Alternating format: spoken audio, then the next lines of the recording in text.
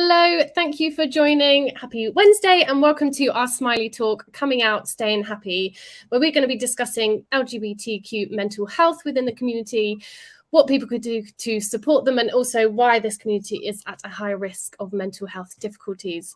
So we have 4 expert speakers with us today. We have Jamie, Ashley, Coco, and hopefully Laura Rose joining shortly. We'll go to them and have some introductions on who they are and the organisations they work for. But just a short introduction from me. So I'm Amy, I work for Smiley Movement, and we run these Smiley Talks with the aim of inspiring people to drive positive change in the world. We're a not-for-profit sponsored by the original Smiley brand, and we align all our work with the United Nations Sustainable Development Goals. This talk fits in with the goal reduced inequalities, but it is also LGBT History Month. It kicked off yesterday for the full month of February, so a topical time to talk about these issues. Wherever you're watching, we're streaming on Twitter, Facebook, and YouTube. So if you have a question, just pop them in the comments and we will get to them near the end of the hour. So I'm going to hand over to our speakers to introduce themselves. Jamie, I'm going to come to you first because you're first on my screen. Can you just introduce yourself, tell us who you are and the organisation you work for? Yes, for sure. So my name's Jamie. My pronouns are he, him. And I'm the lead development at Switchboard. So Switchboard is a confidential helpline. It's open to the LGBTQ plus communities and beyond. So we're open from 10 a.m. to 10 p.m., 365 days a year. We operate a telephone line, instant messaging, and email service. And if you want to know more, I can keep going or I can save it for later. There will be opportunity definitely to talk more about it later. Lovely. So I'm going to go to you, Ashley, next, because you're next on my screen. Can you introduce yourself and a bit about the organisation you work for? Yep, my name's Ashley. I use he, him pronouns, and I am the Help Services Manager at the Proud Trust. So the Proud Trust is an LGBT plus youth work organisation with roots in Greater Manchester and Cheshire, but now working nationally with the aim to improve the lives of LGBT plus young people. And we do that through a number of ways. So we have LGBT plus youth groups, we have a training and education programme for professionals and young people. And we've just launched Proud Connections, which is the service that I manage, which is a digital one-to-one support for LGBT plus young people and the adults supporting them. So they can come and we can chat to us and chat to an experienced youth worker who is LGBT plus themselves for support and signposting onto ongoing support, whether that be through the Proud Trust or through our amazing peers and partners in the LGBT plus youth sector. Fantastic. Thank you. And we also have Laura Rose. Laura Rose, can you introduce yourself and tell us a bit about what you do? My name's Laura Rose. My pronouns are she, her, and I come from the LGBT Mummies Tribe, and it's a global organisation that works to educate, share, celebrate LGBT plus women and people on the path to motherhood or parenthood, whether it be through fertility treatment, home insemination, adoption, fostering, any type of family, co-parenting, polyfamily, single person by choice, or as a couple. We support people globally, and we also have 11 support groups that people can join online privately, and we share and celebrate people's experience, and we work directly with organisations within the UK and abroad, so fertility clinics, sperm banks, the NHS, the government, and other charity organisations like Tommy's Miscarriage Association to support LGBT plus people on the path to motherhood or parenthood when they need that extra clinical level of professional help. Fantastic, thank you. And Coco, coming to you, can you introduce yourself? Sure. Hi, everybody. My name's Coco. I'm known as Talk to Coco. So I'm a mental health writer and activist. I'm also a poet. I started the platform Talk to Coco as a outlook, a platform for everybody that's suffering with mental health within the community. So being LGBTQ plus, being a non-binary Black queer person in this world, I felt that there needed to be more different people out there for people. So I'm a creative writer and a poet. So through that, I produce workshops for companies, one-to-one coaching for people to manage their mental health through different creative ways. So that's a bit about myself. Lovely. And we'll be able to hear more about things that you do throughout the course of the hour. So to kick things off, I just wanted to acknowledge before we go into sort of this discussion that being a part of the LGBTQ plus community does not automatically mean someone is going to have mental health difficulties, but what it does mean is that you're at much higher risk. So there was a report actually by Stonewall, and among that, I think 2,000 people they surveyed, over half of people said they had experienced depression at some point, which is an incredibly high statistic. So sort of taking it back to basics, I wondered if we could start by answering the question, why are they more likely to experience mental health difficulties? Now, that is not an easy answer, and there are so many reasons for this, I'm very aware, but from all your different experiences and perspectives and work, I feel like we will be able to cover off some of these reasons before we go into sort of what's being done and what needs to be done. So sort of thinking about why this group is more at risk. Jamie, perhaps I'll come to you first.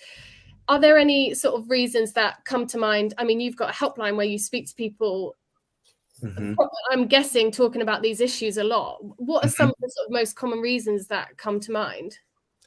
Yeah, I mean, I think the things that LGBTQ plus people go through can negatively impact their mental health. So whether that's homophobia, biphobia, transphobia, experiences of stigma, discrimination, difficult experiences coming out, social isolation. And I know lockdown was incredibly hard for everyone, obviously, but I think for LGBTQ plus people, it compounded feelings of isolation and loneliness. And we definitely saw an increase in the number of calls that mentioned anxiety, isolation, depression over lockdown. Our services saw a 65% increase in demand at their height as well.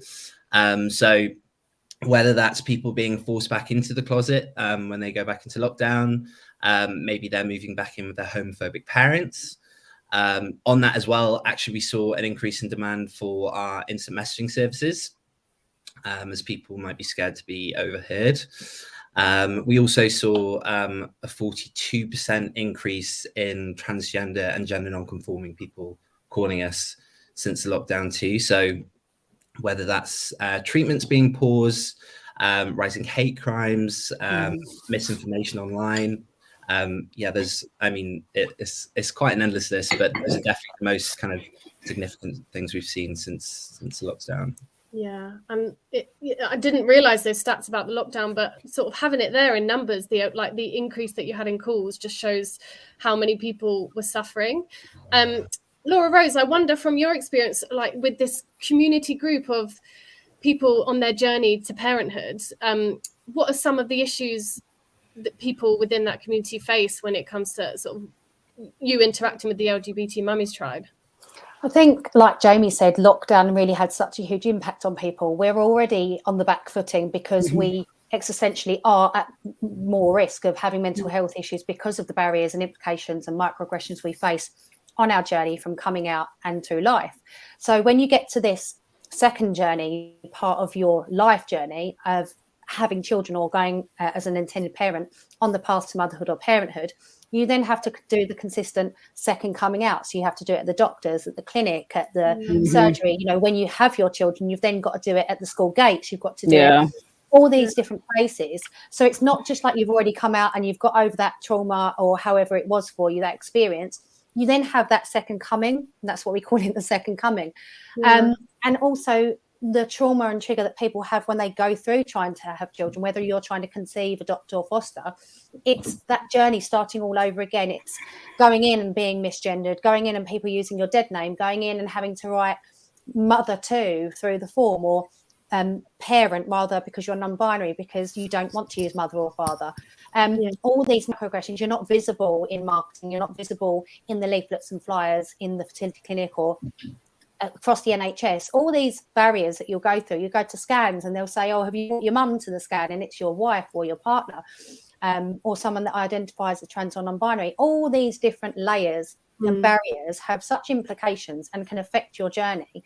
And then add in lockdown and the pandemic and the impact that people have had to go to a lot of appointments on their own, have had, like I did. I had our third child during lockdown, and during the pandemic I had to go to all my transfers alone. We were okay, we've done it before, But there's a lot of people that have gone on this journey to motherhood or parenthood and done it alone, and the non-bio or non-gestational carrier has actually been even more mentally impacted because they're completely removed from that part of the journey. So there's so many implications that come out of becoming a parent, and it's all of that plus being LGBT plus being discriminated against daily anyway.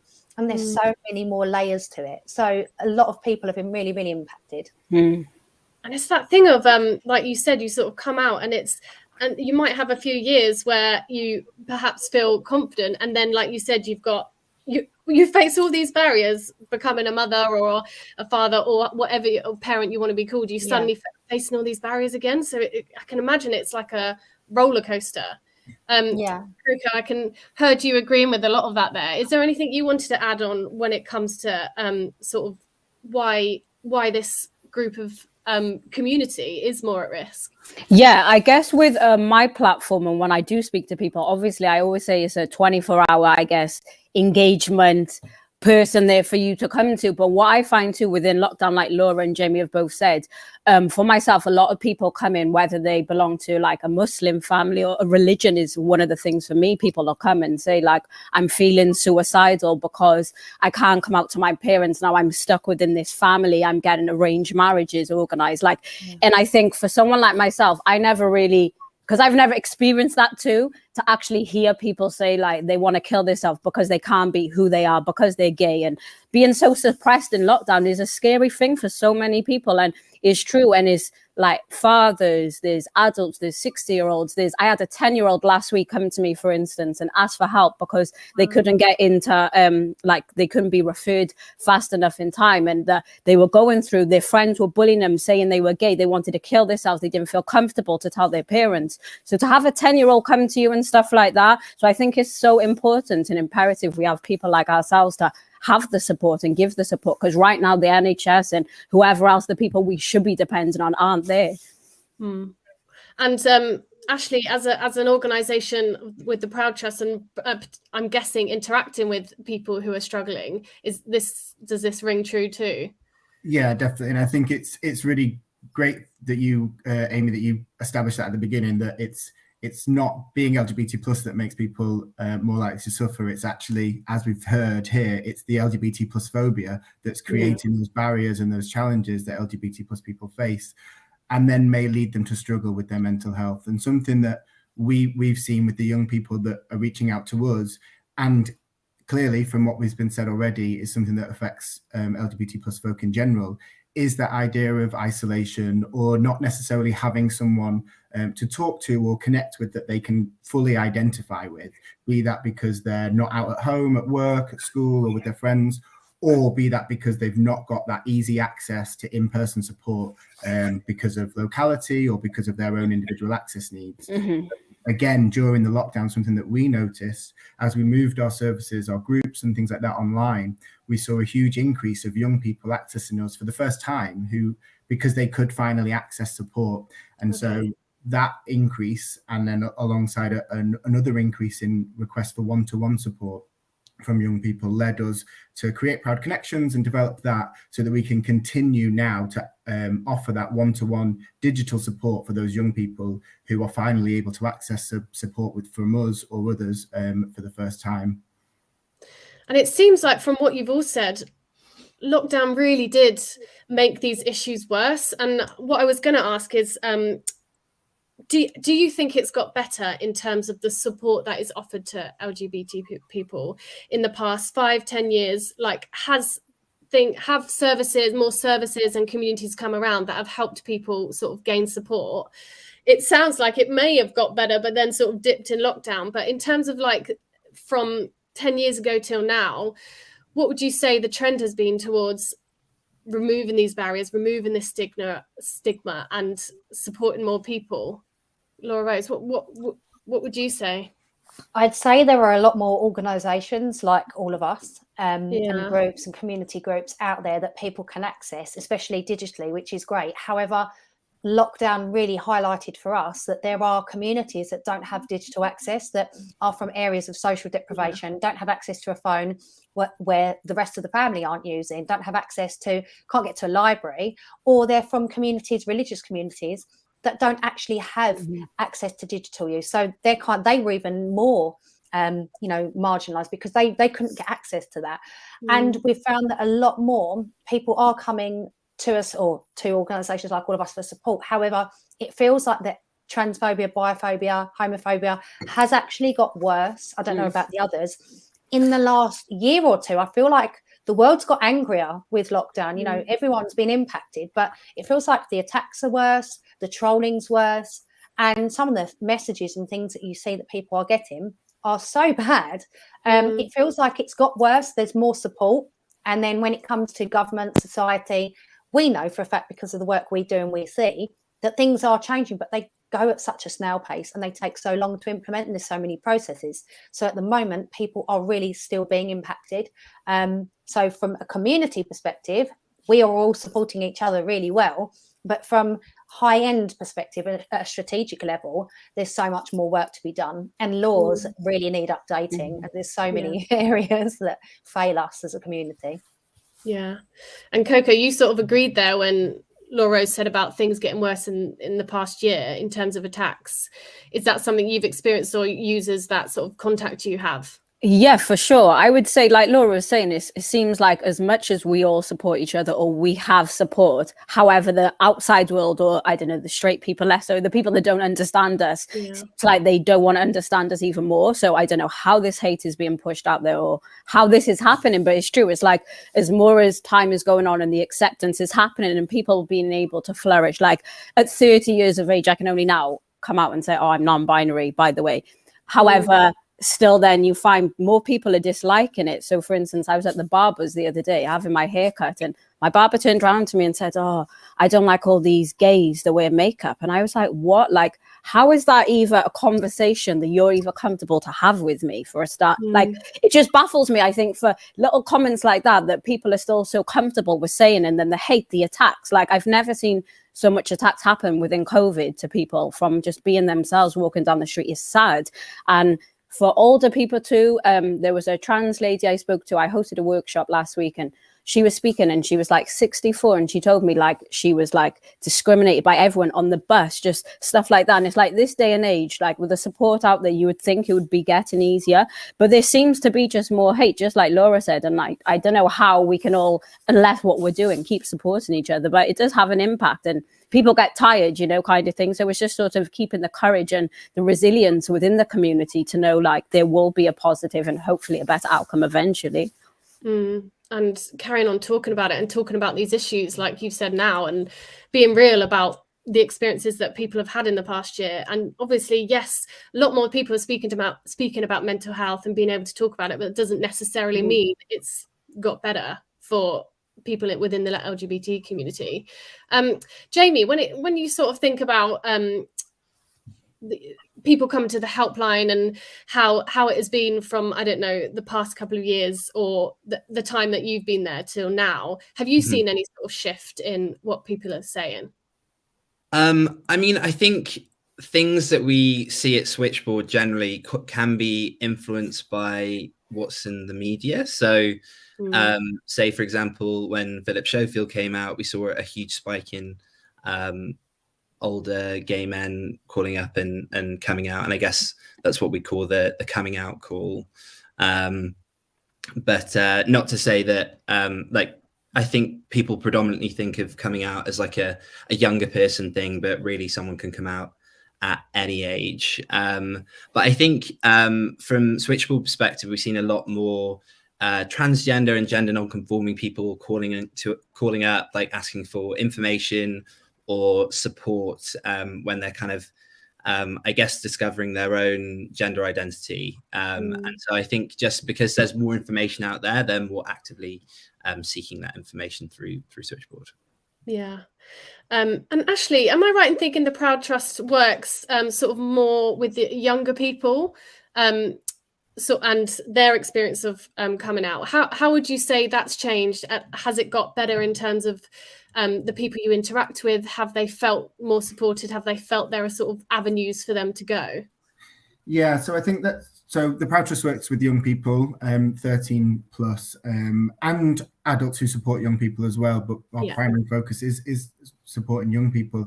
And I think yes, it's, as we've heard, there are those kind of difficult experiences that we know, and unfortunately are still there. LGBT phobia is still very much with us. But I think something that we've noticed, particularly recently, which is really positive, is the work when we're chatting to young people on the helpline, on the web chat. We're not only speaking to LGBT plus young people or supportive adults. We're talking to non-LGBT plus young people who are actively engaging and seeking out information to make themselves more knowledgeable about LGBT plus identities. We're talking to people who are asking, how can I be a better ally to my friends? How can I better support my LGBT plus family members? And so that's really, really exciting and positive to see that we've got young people actively trying to break down some of those challenges and barriers that LGBT plus people have faced in the past.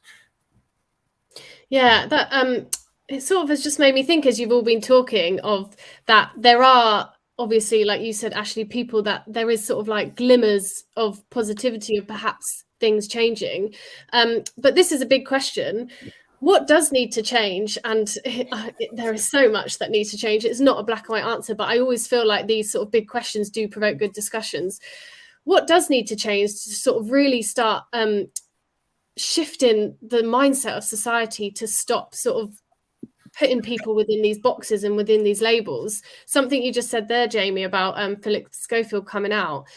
Obviously that was a good thing. He came out and it prompted a lot of people to feel able to come to Switchboard and speak about it. So do you think one of the things would be more people in the media or who have platforms being able to speak about their experiences? Yeah, I mean, I think as well, just on kind of positive things, I guess, like we get requests from schools to come in and talk, and sometimes that's prompted by like a teacher who runs a pride group, or the students themselves who again are like actively proactively like looking and reaching out for information. So whether that's like talks about microaggressions or sexuality, gender identities, pronouns. Obviously it's LGBTQ plus History Month, and so we can talk about the LGBT history through the lens of Switchboard. And I think that's incredibly important because we can learn a lot from our past. So I think, yeah, that is reassuring to see. And Laura Rose, when we're thinking about sort of big, what needs to change in an ideal world, what are some of the steps that you would like to see? There's a lot of areas that we've met with Government Qualities Office, spoke to the NHS about, specifically across healthcare, and when people are on the path to motherhood or parenthood, that we feel needs changing. Data collection, there's no data collection on LGBT plus people. When they've had their children, there's no notes on yours or your children's GP notes to say how they were born, or, you know, that if they had a donor, or, you know, any which way information about the donor's history, it's all not there. There's lots of areas in regards to support for mental health that we've pushed. Pregnancy, maternity care, having mandated education to support anyone through giving birth. There's no visibility. Again, leaflets, marketing, posters, the forms, Baby Red Book. There's so many areas that we've put forward that we really need to get looked at to make sure that we're not just othered, and we are consistently othered. You know, if you're a trans or non-binary person and you're pregnant and you go to fill out those forms, where do you put yourself? The fact that you've got to tick an other box is just horrendous. You know, make the form a bit longer, make it more inclusive, take a little bit of time, thought, you know, involve our community in helping you to improve the services and the care that we get. And that's the thing. It's not just about ticking a box and saying, oh, we're really inclusive, we're trying to do this stuff. It's, you know, we're not just here for Pride. We're not just here during LGBT plus History Month. Engage with us all year. Engage with us without being worried about offending. Apologise up front. You know, might get it wrong, might make a mistake. Don't want to offend you, but can I ask, is that okay? How do you feel? What do you need from me to support you better? And there's nothing better than having a positive and open conversation with someone that really wants to educate themselves, but also go away and do your own educating. Follow organisations like you guys, follow Coco, follow influencers that can really engage and teach you who we are as a community, because a lot of people don't know who we are and they're scared to ask. So it's got to be a safe space for everyone to come together to make the mistakes, but improve our care. And there's so many different areas that we need support in desperately. We need to usualize, not normalize, usualize us as people in the media, in healthcare, in society, so that when our children get to our age, having two mums or two mums and a dad or whoever parents you have is just seen as normal, usual. And what were you saying there about education? It really does always come back to that education, doesn't it? Like the education of health staff, of midwives, to not automatically say, oh, is that your mum or is that your sister, rather than is that and thinking more openly about, is that your partner? And it's sort of, it really is taking it back to the foundations to sort of build it up again in a more like diverse way. It's all just open questioning. That's all it comes down to. People make assumptions. People have stereotypes. Within the first 10 seconds of meeting you, they'll assume something. People always assume, I'm a straight woman and I've got a husband. Where's your husband? I have a wife. And then you have to go through that whole looking awkward, confused, awkward situation. And, you know, they're the kind of things, just ask an open question. Who's here with you today? Do you have a partner or is it just you? You know, it doesn't hurt and it's not difficult to do. No, definitely. And Ashley, when we're talking about sort of things that need to change, we've heard across motherhood and parenthood and so much that needs to change there. What would you say about thinking more about from young people? Do you think schools is somewhere to sort of really hone in on? Well, as everyone's mentioned already, education is one thing. Like I've already said, young people are actively seeking that out. But I think for me, the more we can have open and public conversations that we're having right now, but conversations that center the lives and the experiences of LGBT plus young people, then the more we can be doing to highlight the great work that's already happening, as we've already seen just from the 4 people in the room today, and encourage LGBT plus folk to reach out and access that support when they need it and know about what support's out there. And like Laura Rosa just mentioned, remembering that it's not only LGBT History Month or Pride season that your friend or your young person might be struggling. It might be in the winter months or your average Sunday afternoon that they're struggling a little bit. So that's when they need to know. We need to be able to shout about the services that are available so that LGBT plus people can and are able to access the great work that's going on. Yeah, I agree. It's having that sort of constant awareness that this is an issue, rather than, obviously they're highlighted more during awareness months like February, but it's a bit like what people say about Blue Monday. It's not, people aren't just blue on the third Monday of January. It's something, mental health is an issue all year round. And then Coco, just coming to you on sort of ways you think the world, society, everything needs to change. What would you want to focus on?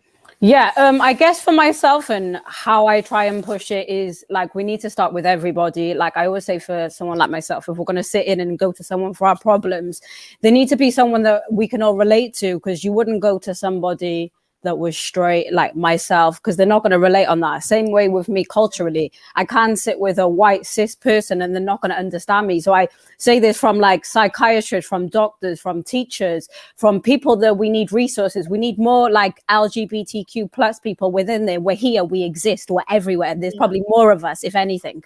However, when you go through these services, these resources we all need, you don't always get the reflection of yourself. So when you're going for support necessarily, you don't feel supported. Like Laura made the point of saying with like pregnancy and when you're going through fertility and stuff, people automatically, for myself, assume I use she. I do, however, they don't know that. So it's just like you said, it's the assumption and stuff that's still out there that people are a certain way. And I guess for us, we deal with so many things growing up as it is. Our mental health is impacted just to deal with being different within society. So I think it's just normalizing more people like us out there. So when kids get to school, it isn't a shock to be like, oh, that kid over there got 2 mums, 2 dads, or whoever. Same way with high school, same way with even now, certain adults you'll see, it's still a shock to them that, oh, really? Oh, you're a lesbian, or oh, you're gonna have a kid with 2 women. Oh, like we still get that conversation. I know me and my wife. Like, so it's a bit like come on now. So it's definitely educating everyone and just being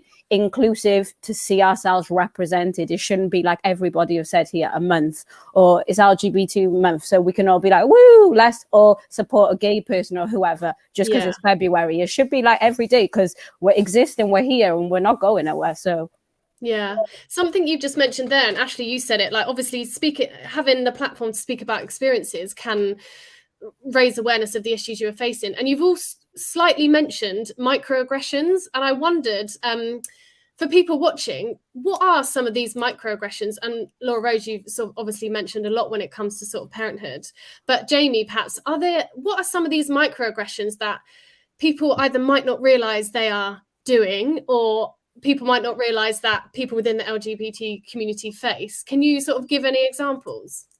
You're putting me on the spot. I have put you on the spot there, haven't I? It's just I think so. From the ones that I've encountered through Switchboard, it's been predominantly teachers who've reached out to us and said, hey, kids are using microaggressions, and it's really hard for us to call those out, because without like drawing more attention to it. So I think, like, from my perspective, when I've been talking to the kids, it's been a case of like, if someone says something to you and it might not sound like an insult, but it makes you feel a certain way, it might make you feel sad, it might make you feel angry, those are valid feelings, and you shouldn't be afraid to either calmly call it out or talk to your teacher about it, who can then address it properly. But I know I haven't given you an example there, but I can't think. No, but that is a good example of someone sort of being on the receiving end of not thinking, oh, they haven't been mean to me, but I'm feeling something that isn't sitting right with me. I think as well with parenthood, so, you know, you do hear a lot of people like the non-bio mother or parent that will say, a family member or a friend will go, you know, oh, well, it doesn't matter because you're not carrying, so you wouldn't understand. And it's like, physically you might not, but psychologically you do. Like when we had a miscarriage for our first child, you know, physically I didn't go through the pain, my wife did, but psychologically I went through exactly the same that she did. And you get a lot of non-bio parents or non-gestational carriers that say that go, actually I'm going through exactly the same, but people don't realize they mean well, but it can come across and it can really be triggering and traumatic. Or people that are like, oh, well, you know, you've had 3 exams already internally, you know, at the clinic. Why are you upset that you've had to have another? And it's like, that person could have been sexually abused. That person could be that, you know, really not wanting to have an internal or things like that. It's just when people will say flippant things, again, going to scans and saying, oh, when are you going to carry? Well, that might be the only child that couple can ever afford to try for. They may have given their partner the option to carry first because they were younger, healthier, or they actually might be infertile. And these are the things we try and educate with what we do and say, think before you speak, ask open questions, because you could say something that could really tip that person over the edge and really affect their mental health, but not also that affect their relationships, their bond with their prospective children, or even their partner. It's something that could really impact. And it sort of comes down to that, just being uneducated, just not thinking, like you said, not intending to come across that way, but it has landed negatively because they haven't really thought about what they're asking. Coco, is that something you've experienced when we're talking sort of about microaggressions and how these can actually really impact people, whether that's been people coming to you and saying they've experienced it or you yourself? Yeah, definitely. I think I've had people come to me. I've been on the back foot of it, even with teaching workshops. So when I do creative workshops with different companies, organizations to help people manage with their mental health, and a lot of people who have stigmas attached to being LGBTQ plus and that kind of stuff and all that negative impact. And I think it's just sort of getting into people. And like you said, and we've all said, educating people. And as much as it's hard and it's tiring sometimes, and you sort of, I guess, ask yourself, why do I need to keep educating? Why are people like, why do they just like not educate themselves? Or why are people a bit ignorant in that way? And it's frustrating, like between, like, well, not between us, we're on a live call, but I'll just let you know into something personal. My mother-in-law, for instance, asked why I put my pronouns out there and how come people have started doing that recently. And I had to sort of explain to her as a non-binary person why that is. And we sort of come to our heads because as a straight white woman that's seen in a way and never needs to explain herself, I try to explain that it's difficult and it's hard, and it's little things like that. Like you said, it's the microaggression, and because to these people it doesn't seem offensive, it's like that we're not allowed to take it offensive, or like you said, our feelings are maybe not valid. But that's not the case. If you're feeling something, it's okay to say back, oh, by the way, maybe address it this way, or this is because it's one of those things. It's hard, but I think with organizations like ourselves, like, we're doing the best we can. And I think everyone just needs to be like patient too, I guess, sometimes. And it's difficult because it's still like, it's the 21st century. Why are we still being patient? However, this happens. It's day to day, it's life, it sucks. But for our children, for when we have children, like Laura, she said that was her third child. I'm sure she's been through so many things that her and her wife have had to go through and explain to your children and stuff, to see like there's going to be people out there that might say stuff, etc. But it's educating. I go with my grandmother every week. She tells me why I didn't wear a wedding dress, and you know what I mean? There's little things like that that they think is not a big deal, but to me that kid sucks. I shouldn't have to feel teary and explain myself why I don't want to wear a dress, or why I don't want to carry our child when we have a baby. And you know, it's the little things. And those little things stack up, don't they? Like they're called microaggressions, but they're small and they happen often. And I guess it's that building up of these and constantly having to explain yourself that can really... It's just learned behaviour. People pick these things up generationally. So it depends on how you've been brought up, what you're hearing at home, and then how you teach and educate your children. So if your children are going to school and being taught that people from our community are weird and, you know, we're pedophiles and we're disgusting and all these things, that's what their norm is, that they think that's normal.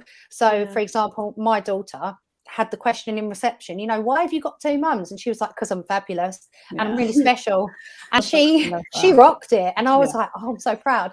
And then recently she had a child that said, you know, why have you got two mums? And she explained, and they were like, oh, okay, cool. And she had a boy turn around and be like, oh, that's disgusting. And it's like, okay, he's small, he doesn't know, parents haven't had that conversation yet. But like the guys were saying, having those conversations in an education field, in the safe space of being in school, and then having the kids go and educate the parents when they go home and go, do you know what I learned about today? This is what I learned.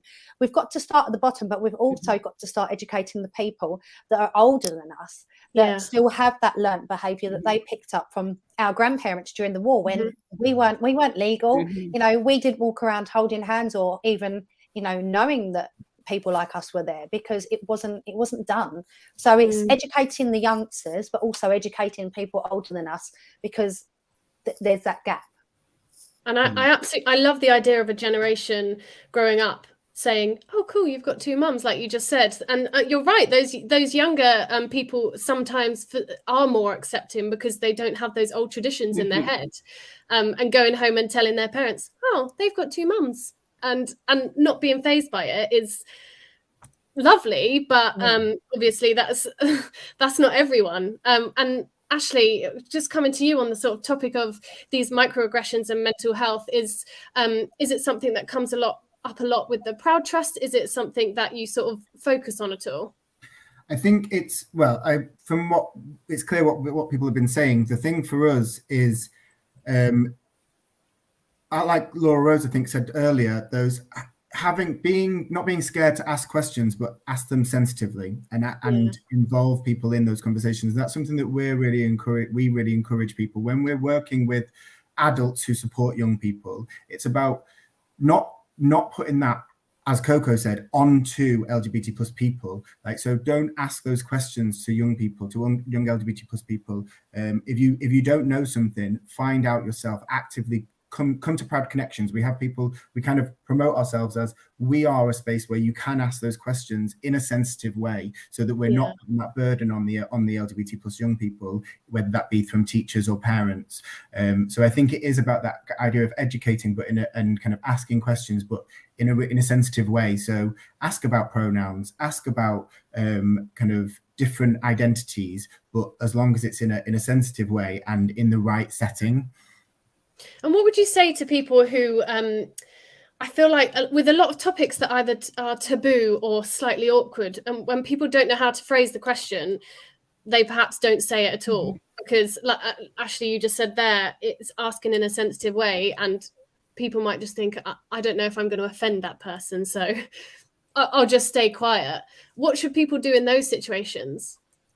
I always think, like, not apologising, because you shouldn't have to apologise before you've said something, but it's that moment of going, I'm really sorry, I really don't know, but I would really like to know, and I would like it if you could help me so that I can support you better, or I'd love to hear about your journey. We always say that. Ask about people's journey. Can I hear more about your journey? I'd really love to educate myself, my organisation, my children. Please tell me more. Tell me how I can be better. And if you say, I might make a mistake, but I'm happy for you to correct me. Someone starts a conversation like that with me, I'd be like, so open to have that conversation. But then at the same time, you need to respect that actually there may be people within our community who have suffered trauma, triggers, and that go, actually, this is too much for me. I really appreciate that you've taken the time to think about asking me an open question. However, for me, it's not right now. I find it too triggering. So if you don't mind, if you want to ask someone else, no one is offended then. You've had an open conversation. And if that person doesn't feel comfortable, then that's fine. And then for the person that does feel comfortable, we're used to it. Happy to share, happy to have a conversation. So having that open dialogue of, I might get it wrong. Is that okay? I don't want to offend you. I apologise in advance. You can't go wrong with that. And if you do, then that's not very nice. Yeah. And Ashley, what would you say?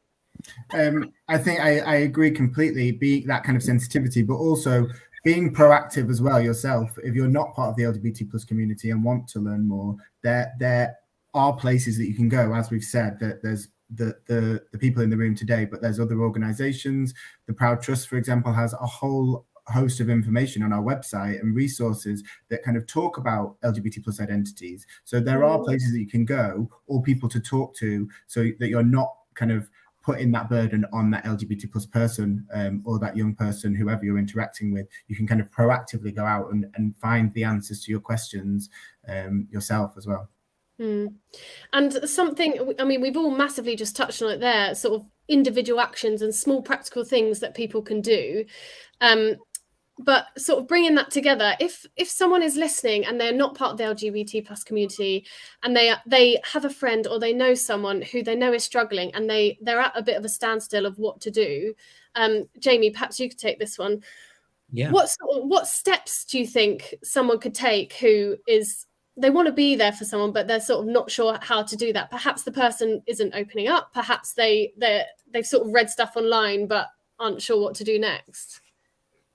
Yeah, I mean, this is a big question, isn't it? And I think like it kind of does bring together everything we've been talking about so far. So I think it's proven that a good support network helps everyone have higher self-esteem, better mental health. Yeah. And so I think that's especially important for LGBTQ plus people who may be facing some extra challenges. So I think it's important to listen to their experiences, as Ash was saying, and like something that our volunteers use at Switchboard is like a skill called active listening. So it requires that you attentively listen to people, understand what they're saying, respond and reflect on what's being said, and kind of retain that information, but not necessarily like using closed questions or kind of jumping in, like just giving them that space. And that's something that Switchboard kind of provides in like that confidential space. If you don't have someone to talk to, for example, with people who identify as LGBTQ plus, where no question is too big or too small. So I think just like giving that space and actually listening is kind of the best first step. Yeah, when people are ready to open up.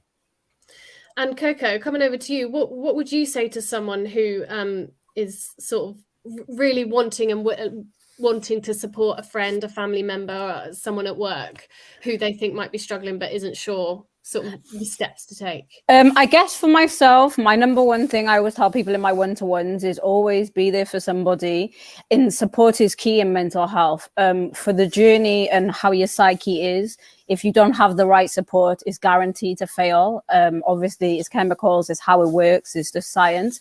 However, coming down to it on a humanity level, I say to everybody, just support somebody, because as cliche as it sounds, it could be your sister, your brother, it could be.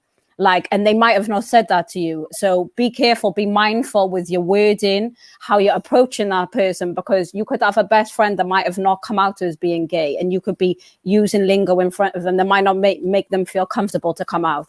And to people that maybe necessarily doesn't support people, just be more mindful for those people. We're not asking you to go to Pride and run around with a flag with them, but just be mindful for their mental health too. So you're going to put somebody down because of who they love or who they identify as. So I always tell that is support is key, because if you don't have the right support around you, nothing in life is going to flourish, and your mental health is going to decline, and it's sad.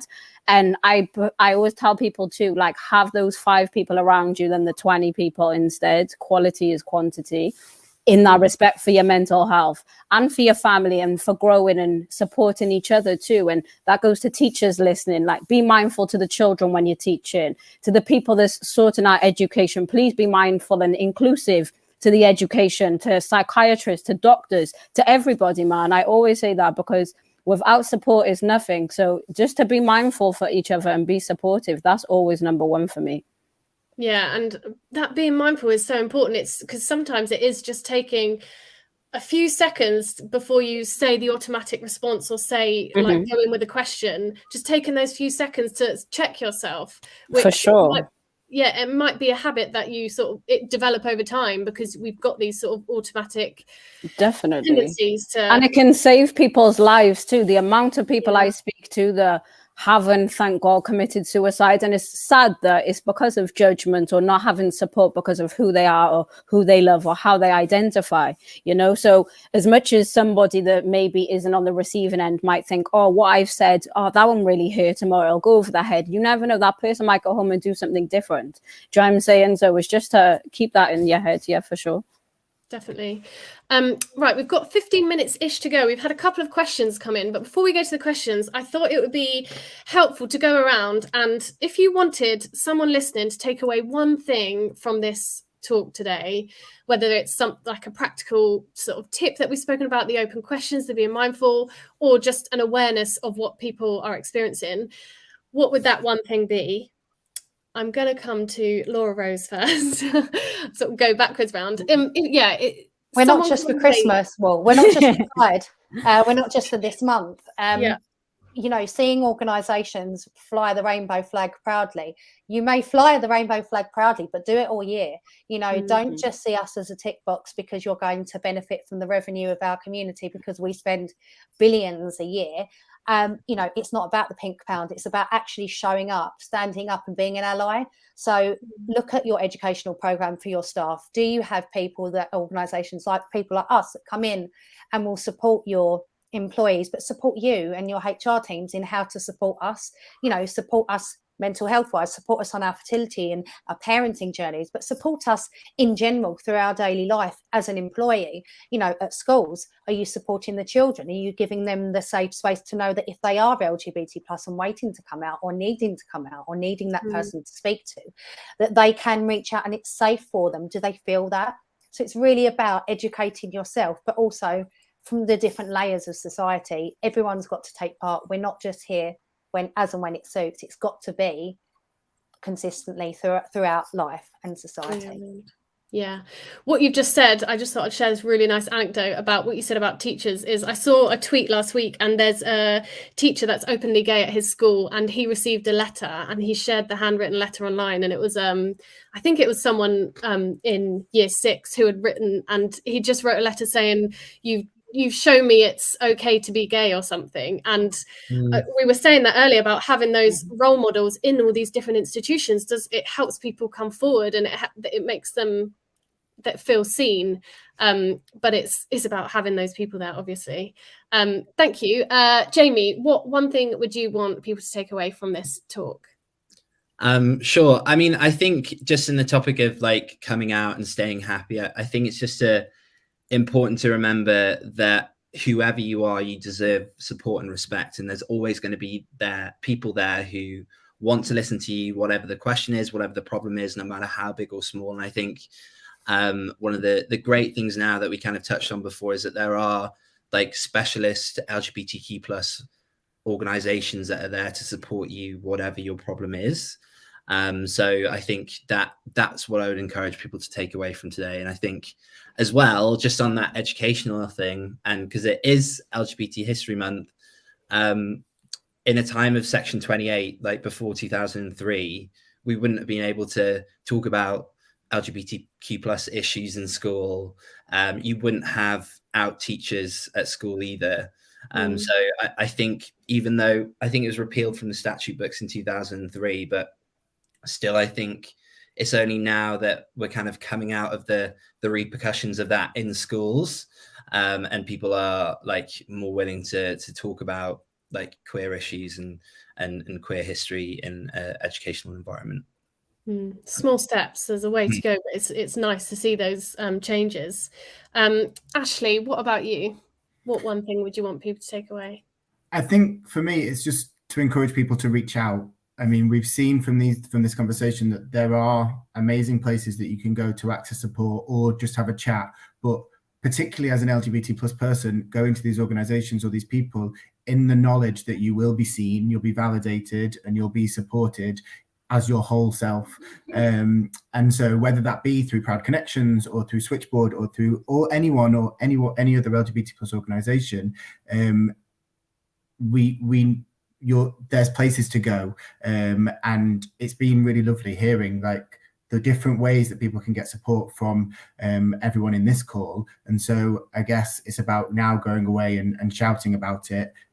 We've had a really positive discussion here. Let's go away and talk about the great work that's happening and the amazing lives and experiences of our LGBT plus communities. Okay. And Coco, what about you? I guess mine will go down a slightly different route. So I guess my thing to anybody that's listening is, like I always say, my famous quote is to be honest, and transparency makes you vulnerable, but to be it anyway. Because I think whether that be the teacher that might not be necessarily within the community, but you need to be honest to the child, to be there to support, and vice versa. I think when you're honest, you're able to reflect truthfully and be there and support each other. And to anybody watching that might be afraid, if you're in the closet, if whatever your circumstances is, just know there's amazing people like this call today. There is someone out there, whether that's not somebody unfortunately in your family or maybe a friendship group, or you're just maybe not ready to speak to somebody, but you have people like ourselves that have walked in your shoes, that can give you advice on experience and actually tell you something that will help you in the future, not just what you want to hear. So for anyone, man, just be true to yourself, and we'll all thrive together as a community. I'm telling you. That's me. Thank you. And like you said, it's amazing that we've got 4 platforms here, all supporting the same community, but in sort of in different angles. There's young people, there's parents, there's people that are coming who aren't from the community but want support. Like you said, there's older people, there's younger people. We've had a few questions. Feel free to sort of say if you have something to answer on this one. But someone has asked, for a while I've suspected that my teenage daughter might identify as LGBT, and I want to let her know that it's okay, but I'm not sure how to broach the subject. Do you have any suggestions? Does anything spring to mind, any of you here, that you would want to advise this parent? For me, I think it's kind of what we touched on earlier about those kind of one small thing you could do, and something that we encourage all adults who are supporting young people, particularly supporting LGBT plus young people, is those little things that can highlight that you are a supportive adult. So whether that be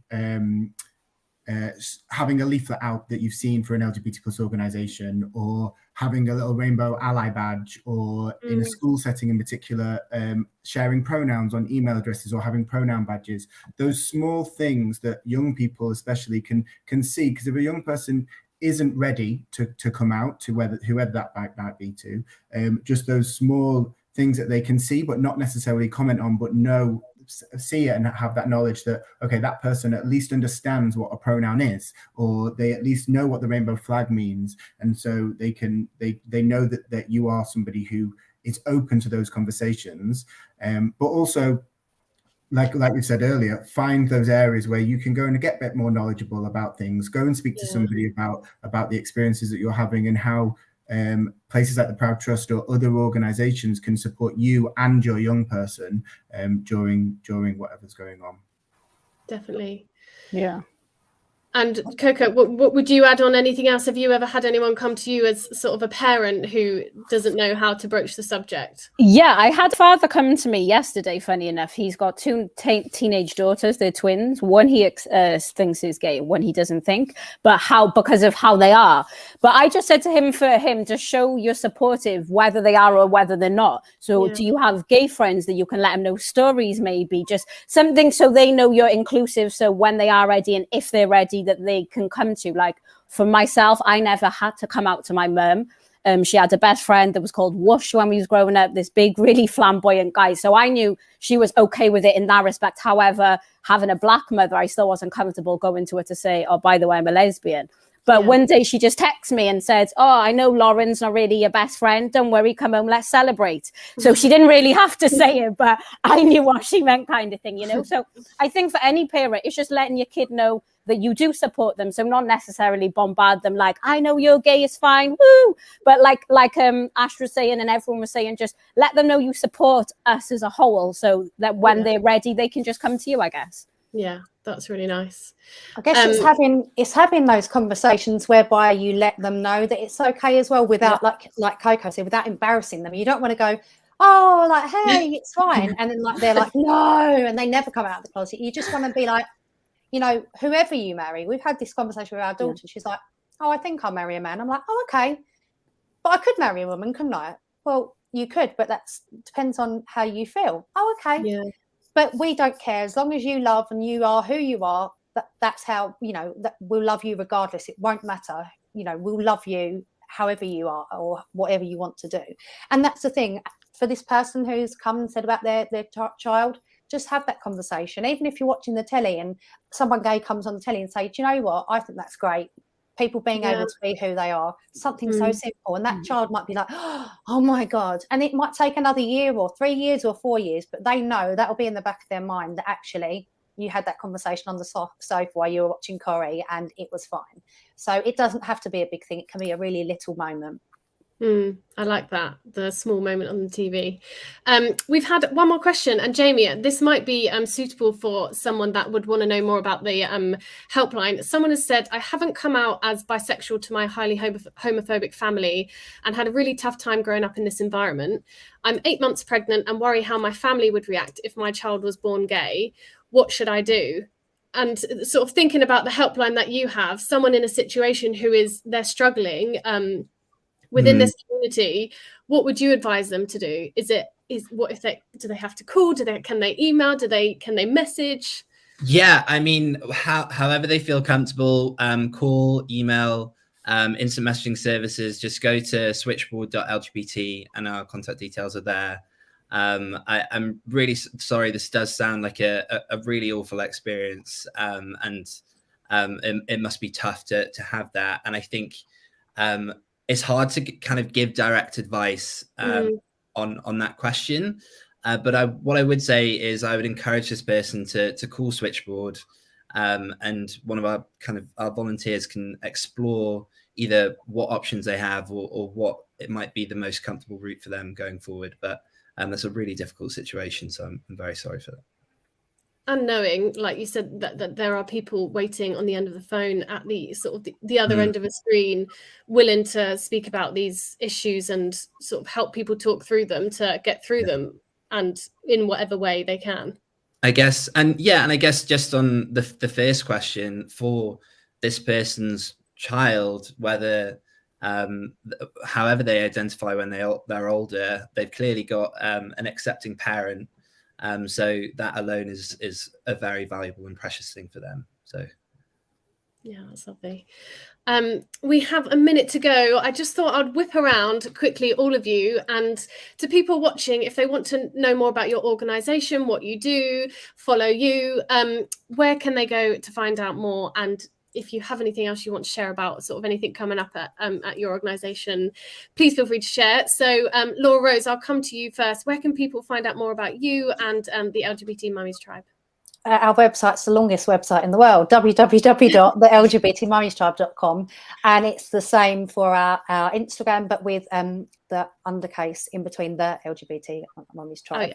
And we're also on Facebook. However, we're not on Twitter, it's too angry for us. So, sorry guys. But we are there, and our website is there, and if anyone wants to join our private support groups or needs support or guidance on their path to motherhood or parenthood, we're here to support you. Fantastic, thank you. And Jamie, you obviously just shared a little bit there, but people wanting to know more about Switchboard, where can they go and what will they find? Yeah, so I mean, as it says below, Switchboard LGBT is the URL. That's where they'll find the IM service, the email address, our phone number as well. As I said at the start, we're open from 10 a.m. to 10 p.m, 365 days a year.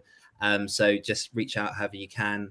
And also, if I can plug another podcast. Go ahead. Our co-chair, Tash Walker, narrates a podcast called The Logbooks, which go through all the call logs from Switchboard's archives from the 70s, 80s, 90s. And like I was saying, it covers the AIDS crisis, the HIV AIDS crisis, the police raids, Section 28, Admiral Duncan bombings.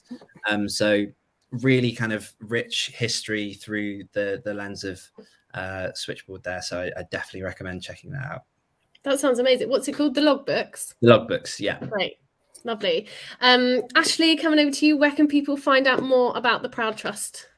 Yeah, so our website is theproudtrust.org, and on that you'll find loads of information about what we do in general, some information about LGBT plus identities, our youth groups, our training and education program, and Proud Connections, like I've mentioned, where you can come and chat to us about anything, whether you are an LGBT plus young person, an ally, or an adult supporting a young person. Wonderful. Thank you. And Coco, what about you? Well, everyone can find me. I'm only on Instagram at Talk to Coco because too many things, I get distracted. I'm a 24-hour person there's anybody need to talk to. Like I said, I create creative writing and poetry workshops. I work with people for mental health and well-being, whether that be organizations, one-to-ones. I've put schooling. I'm part of the educational program too for mental health here in Wales. So anyone that needs anything, I'm here 24/7. Like I said, I'm also community engagement for UK Black Pride. So that kind of thing, doing well-being. Find me at Soho House too. 1st of March, weekend for International Women's Day. So we'll be on a queer panel talking about stuff like that too, if you're in and around. But yeah, anybody that's struggling, man, hit me up any time of day. I'm always awake anyway. So yeah. Fantastic. Thank you so much for all joining and spending your lunch break speaking about these really important issues and sharing your experiences, but also giving people sort of directions and signposting to go if they do need support. And thank you everyone else for listening. We are going to link and tag all the organisations and people on the talk today on our social media, so you'll be able to find out more easily. But other than that, have a fantastic day. Thank you very much. Thank you.